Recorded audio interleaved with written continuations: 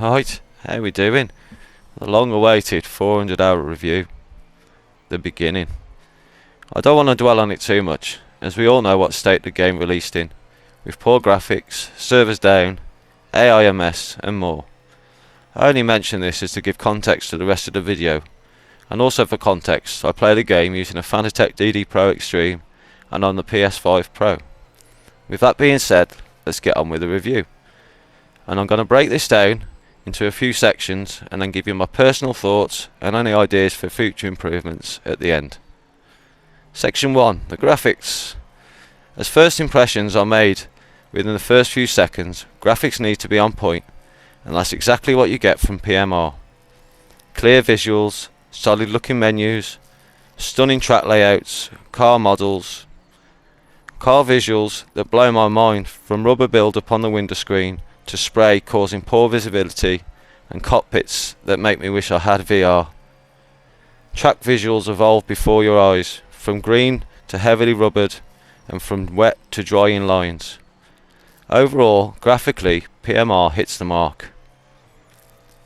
Onto the sound. The sound for me is one of my favourite aspects of the game. From the feeling you get sitting in the menus to out on track blasting a GTO, NGT, Group C or any class of your choice. The level of immersion is built from pure engine sounds to gearbox whines or just to the rattle of the car itself. Or who could forget the sound of the turbo spooling up or the wind of an open top car when you're whistling down the straights. For me, the sound gets a solid 10 out of 10. Cars. Before I mention gameplay, I need to mention the cars.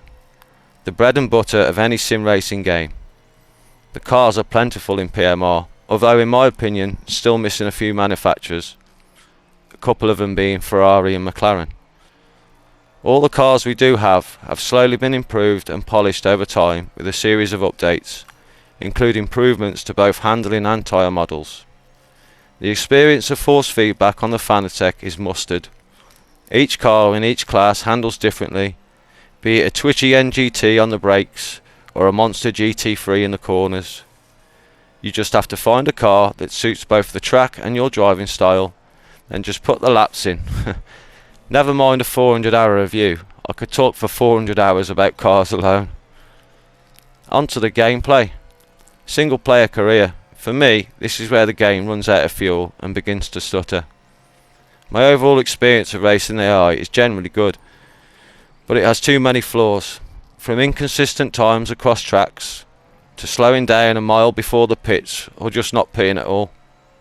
I think once they can balance the AI, the way the career is structured, I think it'd be well worth having a go for the 15 championships, but for now I just can't commit to the challenge.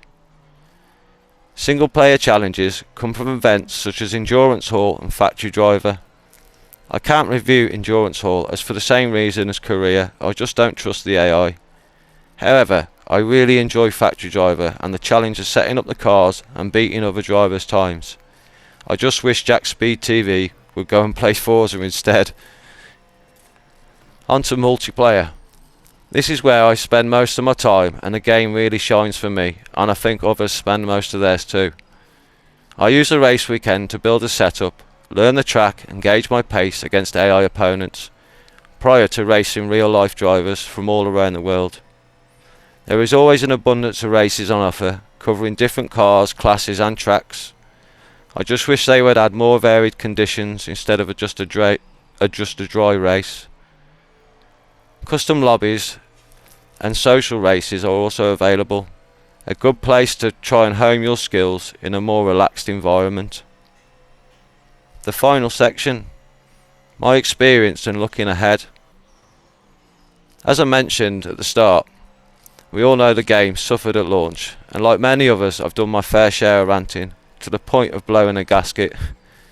All jokes aside, this has been a roller coaster of emotions from day one, but I can happily say I'm loving PMR, and I'm looking forward to just emptying tanks of fuel, trying to gain those few missing tenths of a second, learning all the features of the tracks and finding all the different characteristics of the cars.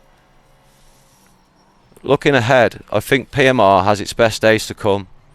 The game is now in safe hands and with more future updates and the inclusion of VR, triple screens, more cars and tracks added, and maybe a roadmap for ranked with more of an end goal in sight, I'm sure player numbers will increase and PMR will continue to shine. Thank you all for listening. Hope to see you on track.